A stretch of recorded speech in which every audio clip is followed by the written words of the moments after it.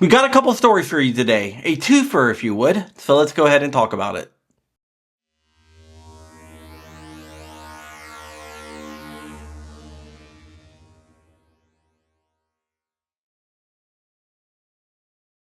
What's up, Wolverines? I've been working on a couple of big stories, so I've been a little MIA lately, but when those stories break, you will know exactly what I've been doing. They are pretty big and they're gonna drop soon. When they do break, I will go live, but until that happens, I can't really say anything because not all my X's are crossed yet. But when they do break, you will see me go live, and maybe they will break before this video even hits. So if I went live with breaking news, you know the deal.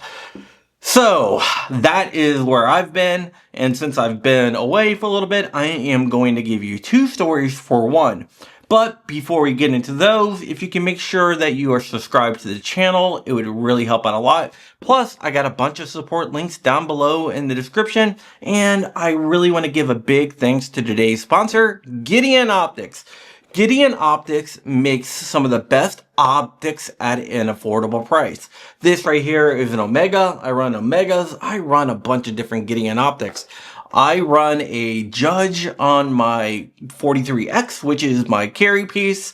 That is a RMSC footprint. And I'm thinking about upgrading that to the Valor Mini, which is a closed emitter RMSC footprint optic, and they actually have them in stock on the Gideon website right now.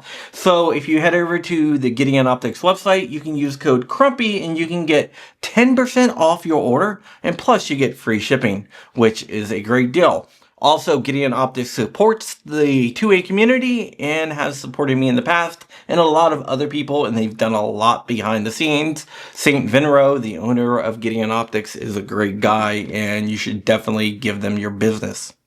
The first story we're going to talk about is what's going on in Pennsylvania. Pennsylvania happens to be the home of Gideon Optics, but we already talked about Gideon Optics, so let's talk about this story. In 2016, a 14-year-old kid accidentally shot his 13-year-old friend with a Springfield Armory gun. Somehow, the 13-year-old's parents believed that Springfield Armory, who manufactured the gun, and the store that sold the 14-year-old parents of the gun legally are responsible for the death of the 13-year-old.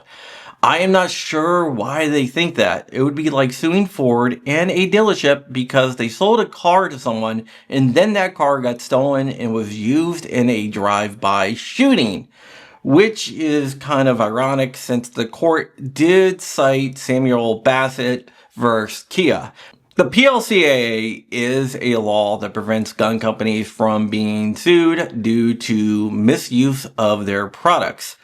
What happened in this case is a tragedy, but it was a misuse of the Springfield handgun and not so much a malfunction of the gun. State courts are more likely to ignore the PLCAA than a federal court would, but that isn't what happened here. The Pennsylvania Supreme Court cited the PLCAA in their decision to dismiss the case. Not only did they dismiss the case, but they dismissed it with prejudice, which means it cannot be filed again. The case is dead. It is over. It cannot be refiled again. The plaintiffs tried to argue that the actions of the gun companies fall under the PLCAA product liability exception. Let's talk about this exception. Let's say that you make a gun that has a malfunction and it happens to shoot people randomly without the trigger being pulled.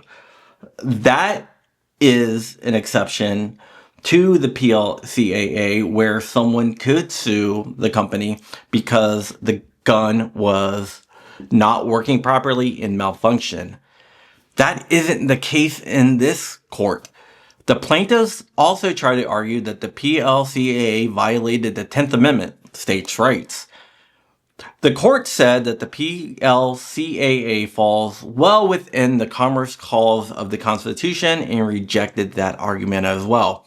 Overall, this is a win for 2A because we have seen groups around the country and also localities try to sue gun companies and enact lawfare to try to put these companies out of business. It's a good thing that it failed here in Pennsylvania, or it could lead to a bunch of other stuff that is not so nice for the gun-loving community.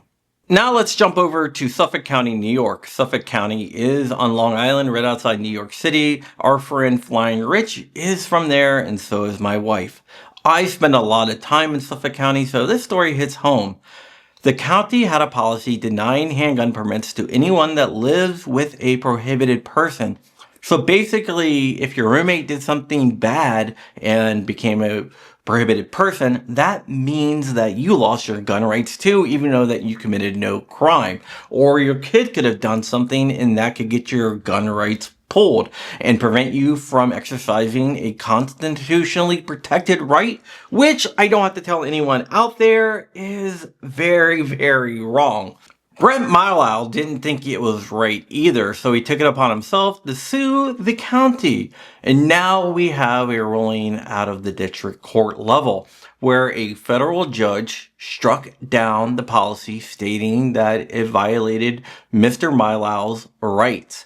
I agree with the district court judge 100% here. Just because someone does something, it shouldn't affect your rights. I know this is a quick video, but with so much going on, I have a lot in the fire and I need to get it all done. Trust me, it'll be worth the damn wait. So I need to go break these stories. So let me just say thank you for watching and I'm going to get back to work now. Bye.